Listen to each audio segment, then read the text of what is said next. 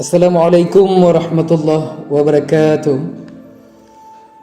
Alhamdulillahi rabbil alamin. Wassalatu wassalamu ala asyrafil anbiya'i wal mursalin wa ala alihi wa sahbihi ajma'in, amma ba'du.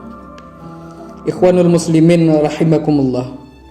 Pada kesempatan kali ini kita akan membahas kisah awal mula pertemuan Nabi Musa dengan Nabi Khidir dan ditegurnya Nabi Musa oleh Allah karena merasa paling alim. Kisah ini bermula saat Nabi Musa alaihissalam ditanya oleh kaum Bani Israel tentang manusia yang paling alim di muka bumi. Dan dijawab oleh Nabi Musa, "Tidak ada lagi yang paling alim di muka bumi selain aku." Maka akibat jawaban itulah Nabi Musa ditegur oleh Allah Subhanahu wa taala. Tidak hanya itu, Allah juga menurunkan wahyu kepada Nabi Musa. "Sesungguhnya aku memiliki seorang hamba di pertemuan dua samudra yang lebih alim darimu." Nabi Musa pun menjadi penasaran. "Wahai Tuhanku, bagaimana aku bisa ketemu dengannya?"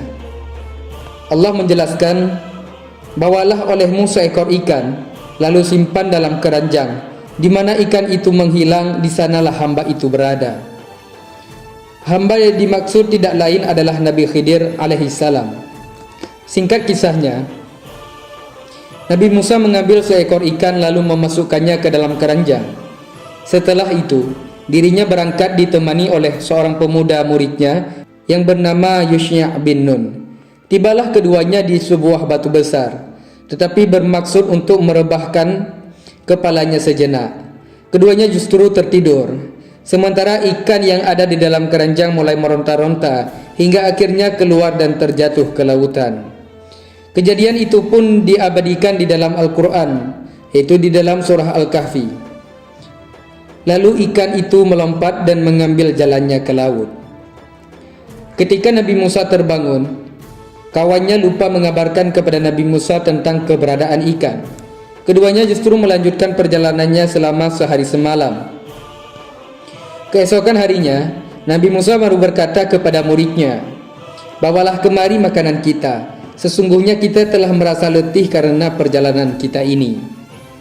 Pada semulanya memang Nabi Musa alaihissalam seperti tidak mendapati rasa letih, hingga tibalah di tempat yang diperintahkan Allah dan bertanya demikian.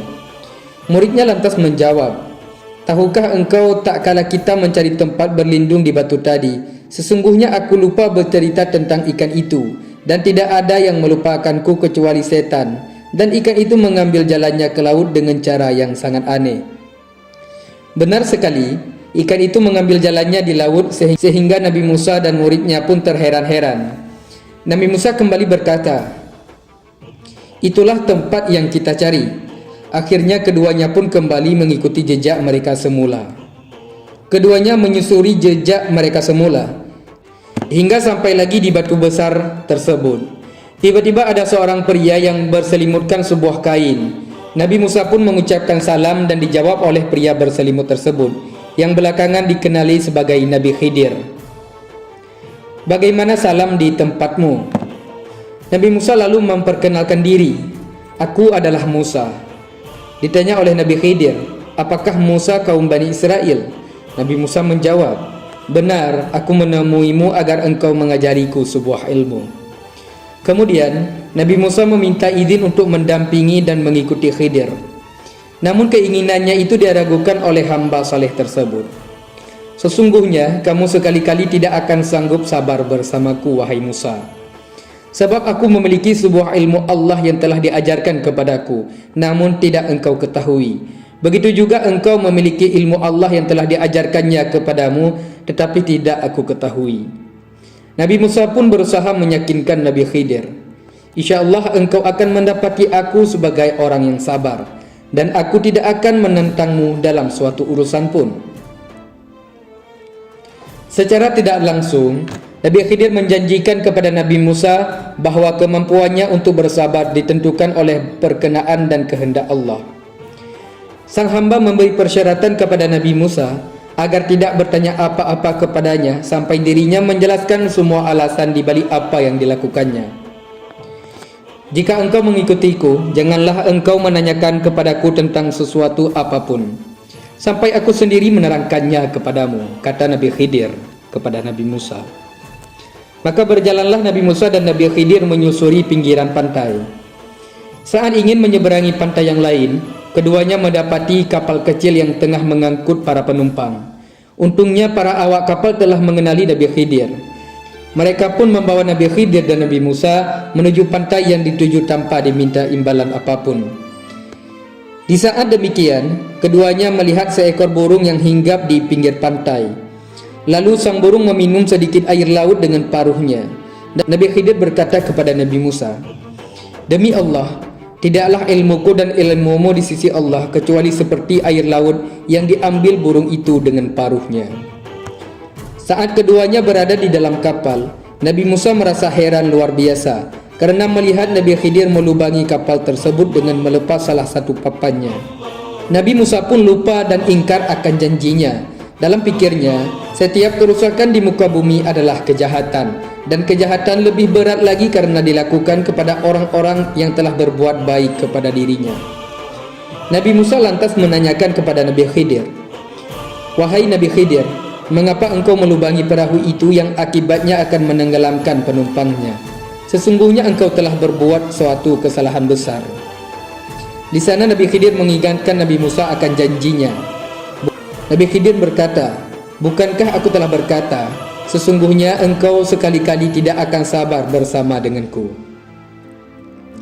Pertanyaan Nabi Musa yang pertama dilakukannya karena lupa, sebagaimana yang disampaikan oleh Rasulullah. Keduanya pun melanjutkan perjalanan. Namun Nabi Musa alaihissalam kembali melihat keanehan yang dilakukan Nabi Khidir saat mengambil seorang anak kecil yang sedang lucu-lucunya dan aktif bermain, kemudian menidurkannya. Anak itu lalu disembelih dan kepalanya dipisahkan dari tubuhnya. Melihat hal demikian, lagi-lagi Musa tak mampu bersabar. Ia kembali mengingkari janjinya, padahal dirinya tahu akan janji yang telah disampainya. "Wahai Nabi Khidir, mengapa engkau membunuh jiwa yang bersih, bukan karena dia membunuh orang lain? Sesungguhnya engkau telah melakukan sesuatu yang mungkar." Nabi Khidir pun melontarkan teguran yang sama kepada Nabi Musa. "Bukankah aku telah berkata, sesungguhnya engkau sekali-kali tidak akan mampu bersabar bersamaku?" Di sini Nabi Musa pun menyadari jika dirinya tidak akan mampu lama-lama menemani Nabi Khidir alaihissalam. Sang hamba yang soleh itu, ia tak kuasa melihat setiap kejadian yang dialaminya, sementara dirinya terdiam. Keadaan itu kembali kepada dua hal. Pertama, kembali kepada tabiat Nabi Musa sebagai sosok yang berjiwa pemimpin. Nabi Musa mungkin sudah terbiasa kritis atas setiap apa yang telah dilihatnya. Di saat yang sama ia tidak terbiasa berdiam diri ketika melihat perkara yang tidak disukainya. Yang kedua, syariat Nabi Musa tidak membenarkan pembunuhan terhadap seorang anak, kemudian membiarkan membunuhnya, bagaimanapun keadaan pelakunya. Artinya, dalam hal ini, Nabi Musa mengakui kesalahan yang dilakukannya terhadap Nabi Khidir. Karenanya ia kembali meminta kesempatan yang ketiga dan berjanji, jika kembali bertanya sesuatu, dirinya berhak untuk berpisah dan ditinggalkan oleh Nabi Khidir alaihissalam. Mereka pun melanjutkan perjalanan sampai di suatu kampung yang penduduknya kikir. Mereka berdua mencari orang-orang yang berkenan menjamu, namun tidak mendapatinya seorang pun.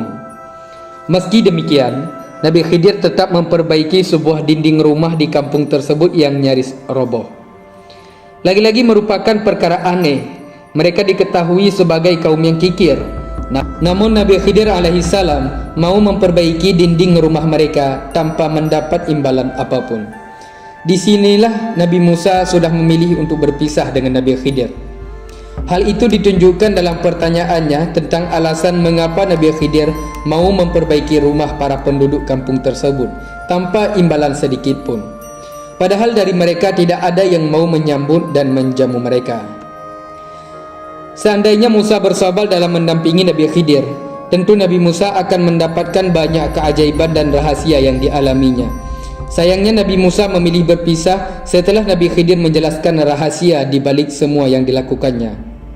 Nabi Khidir menjelaskan kepada Nabi Musa, "Adapun perahu itu adalah milik orang-orang miskin yang bekerja di laut.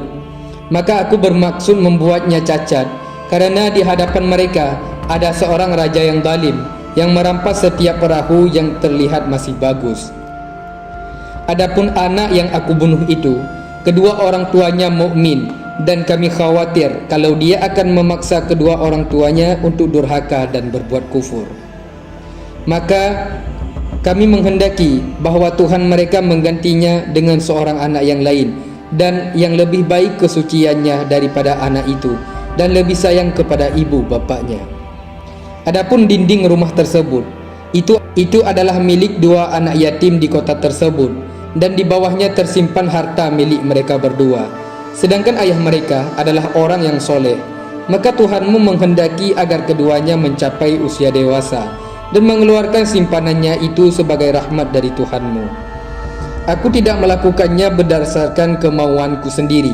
Itulah makna sesuatu yang engkau tidak mampu bersabar terhadapnya, pungkas Nabi Khidir kepada Nabi Musa. Pertemuan Nabi Musa dan Nabi Khidir ini pun diabadikan di dalam Al-Quran, yaitu di dalam surah Al-Kahfi, mulai ayat 61 sampai ayat 82. Wallahu a'lam bishawab. Assalamualaikum warahmatullahi wabarakatuh.